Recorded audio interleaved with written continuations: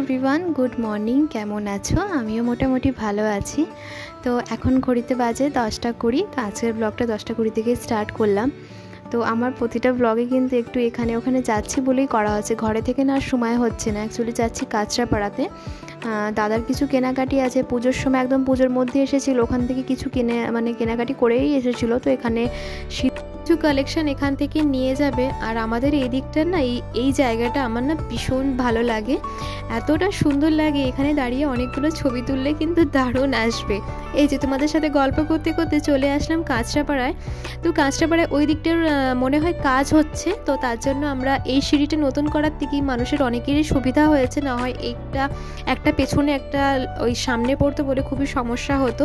পুজোর সময় এই রাস্তাগুলোতে কতটা ভিড় ছিল, আর এখন কতটা ফাঁকা হয়ে গেছে। মাঝে মাঝে যেন তো খারাপ লাগে, সেই একটা বছরের অপেক্ষা আবার করতে হবে। এই রাস্তায় কি ভিড়! মাঝে পুজোর সময় আমি আর মা শপিং করতে এসে দেখি কি ভিড়, এখানে মানে দাঁড়ানোরই জায়গা ছিল না। তারপরে আমরা প্রথমে গেছিলাম স্টাইল বাজারে, ওখান থেকে দাদার কিছু গেঞ্জি বা উলেন টি শার্ট দেখছিল, জ্যাকেট দেখছিল। তো তেমন একটা পছন্দ হয়নি। প্রথম কথা, স্টাইল বাজার থেকে অনেক এর আগেও 2-3 বার নিয়েছে, তো ওর মানে জামাগুলো কোয়ালিটিগুলো ভালো হয়নি বলে ওখান থেকে নেয়নি। তারপরে আমি গেছিলাম একটু উপরে কিডস সেকশানে আমাদের পুজোর জন্য কিছু সোয়েটার নিতে, কিন্তু ওখানেও তেমন ভালো দেখলাম না। যে সোয়েটারগুলো দেখছিলাম ওইগুলো হয়তো ওর সাইজে হবে, আর নয় একটু বড় হয়ে যাবে। আর যেগুলো একটু পছন্দ হচ্ছে ওইগুলো অত্যাধিক দাম বলছে, তার জন্য আর নিলাম না, বাজেটটাও তো দেখতে হবে।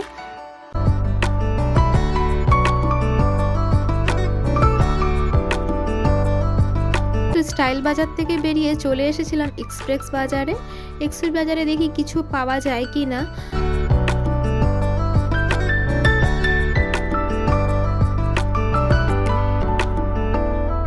এক্সপ্রেস বাজারেও কিছু পেলো না। তারপরে আমি আর দাদা চলে গেলাম দুইজনের রিলায়েন্স ট্রেন্ডে। আর আমার যাওয়ার ছিল বিশালে, আমার একটা জিন্সের প্যান্ট নেওয়ার আছে। অনেক দিন ধরে ভেবেছিলাম পুজোর সময় নেব করে, আর নেওয়াই হচ্ছিল না। আজকাল করতে ভাবলাম চলো এসেছি যখন নিয়েই যাই।